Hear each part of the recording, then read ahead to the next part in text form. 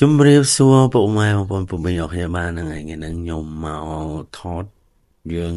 នៅខាងខេត្តកពតនេះហើយយើងបានមកទិញម្ហូបទិញអីដើម្បីយកទៅញ៉ាំនៅកន្លែងស្អែមបងប្អូននេះហើយកន្លែងម្ហូបនេះនៅជិតកន្លែងវងមូលត្រីតែខ្ញុំអត់ច្បាស់ដែរដឹងតែគេហៅអីដែរបងប្អូនពុកម៉ែបងប្អូនពុកមីងតែគាត់ថាដឹងថាឆ្លងស្ពានកពតមកហើយមានណាអ្នកលួចទៅញ៉ាំកាហ្វេ2កែវកំពុងទៅដើរមកទិញទៅដើរទៅដឹងអីតែពិត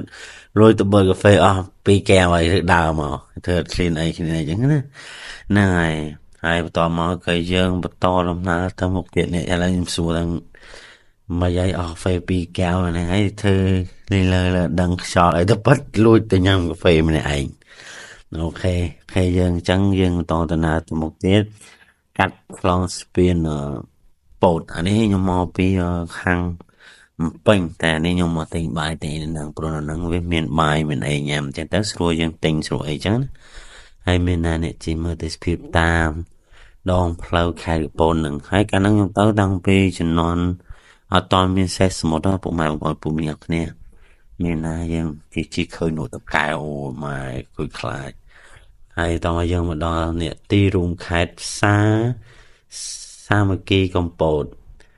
ហើយយើងតដំណើរមកទៀតមកហើយយើងជិះតាមផ្លូវបេតុងគេហ្នឹងហើយនេះជួបបងធំមួយយកមកយើងជិះតាមមករហូតមកហើយនេះយើងមកតាមផ្លូវហ្នឹងយើងមកញ៉ាំនំជុកមហិសិននំជុកហ្នឹងគឺល្បីនៅខេត្តកពតណាឲ្យខ្ញុំទៅលើកណាក៏នឹមតែខ្ញុំទៅញ៉ាំរហូតហ្នឹងឯងអូខេបន្តមកយើងជិះតាមផ្លូវបេតុងនឹងរហូតមកបងប្អូនបើគាត់ជិះរកឃើញឯងមកវិញពេញមកនៅខាងស្ដាំដៃបងប្អូនបត់ចូលមកទៅតែភ្លើងហើយនេះមកដល់ហើយនំចុកទឹកម្ហិចហ្នឹងមានណានេះយល់ហ្នឹងដែលវីដេអូលើកទី1បំផុតរបស់ខ្ញុំដែលខ្ញុំបានទៅលេងខេត្តកពតហើយចូលញ៉ាំនំចុកទឹកម្ហិចហើយរំតើដែរញ៉ាំទេបងប្អូននេះរោកន្លែងកុយក៏អត់ដឹងថាកុយណាដែរដល់ពេលយើងស្គាល់យើងអីទៅយើងរកកន្លែងចំកន្លែងត្រូវល្អ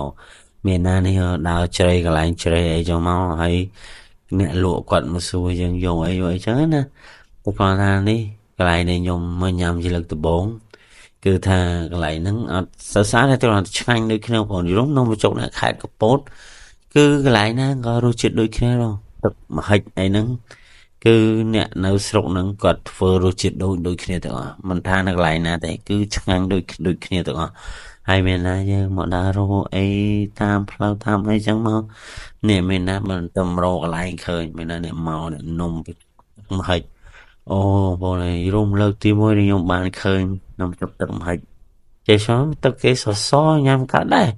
មានណាព្រោះទៅអូរសជាតិកប់សេរីចឹងបានក្មេងតូចជាចិត្តញ៉ាំណាឲ្យទៅមកបងប្អូននេះដឹងតែបបួលមកនឹងរហូតយល់ឧទាហរណ៍ទៅយើងនំពេញឃ្លាននំជុកទៅមហិចក៏ទៅដែរអត់បានទេមានណានេះអូគេបានកាហ្វេ2កែវហើយគេស្អែកគេដល់ឃ្លានគេកប់ចឹងមកមានណាកប់សេរីហើយយើងក៏បន្តដាក់នេះស៊ីដាក់អំបិលតែគាត់ថាខ្ញុំអត់សូវចំណងគេទេបើថាបានញ៉ាំបានភ្លក់អូខេតែបើថាឲ្យញ៉ាំឲ្យអីពុកពើអីអត់សូវទៅរួចគេទេតែគាត់ថាមិនអាចញ៉ាំបានតែគាត់ថាយើងអាចភ្លក់ទៅដឹងថាឆ្ងាញ់វារួមទៅសសចឹងឃើញសសចឹងតែជាតិទៅបងប្អូនមិនដូចនំជុកយើងគ្រឿងអីដិតអីបានឆ្ងាញ់នេះមានឯគេធ្វើបែបឡែមបាយឡែមតែក៏ឆ្ងាញ់គេធ្វើមកពីត្រីសមុទ្របងប្អូនតែខ្ញុំអត់ដឹងថាត្រីសមុទ្រហ្នឹងត្រីអីគេទេគេរួមចង់រៀនវិជាគុណនឹងចង់ចេះធ្វើចឹងដែរតែអត់ដឹងថាគេយកត្រីអីមកធ្វើចឹងទៅក៏អត់បានតន់មានឱកាសបានធ្វើតែមើលដល់ពេលមានឱកាសបានធ្វើខ្ញុំនឹងធ្វើចែករំលែកឲ្យពុកម៉ែបងប្អូនពុកមីងអ្នកគ្នាមើលអ្នកគ្នាអូខេហ្នឹងហើយនេះមានណាអ្នកមកញ៉ាំទៅមានឆ្មាមានអីមកអង្គុយចិត្តហ្នឹងហើយគេចោលគេឃើញអញ្ចឹងតែរួមយើងកុំមើលតែសម្បកក្រៅគឺនំចុកហ្នឹងគឺឆ្ងាញ់ណាស់បងប្អូននេះឃើញទឹកសចឹងទីគិតថាទឹកសចឹងតែមិនឆ្ងាញ់ទេតែបាច់ភ្លក់ទេបងប្អូននេះដាក់អំបិលដាក់អីចឹងតិចតួចមកនិយាយថាជាតិកប់សេរីអូខេបងប្អូនអរគ្នាហ្នឹងហើយឥឡូវហ្នឹងវីដេអូហ្នឹងយើងមានតែប៉ុណ្្នឹងទេចាំជួបគ្នានៅវីដេអូក្រោយអូខេបាយបាយជួបគ្នា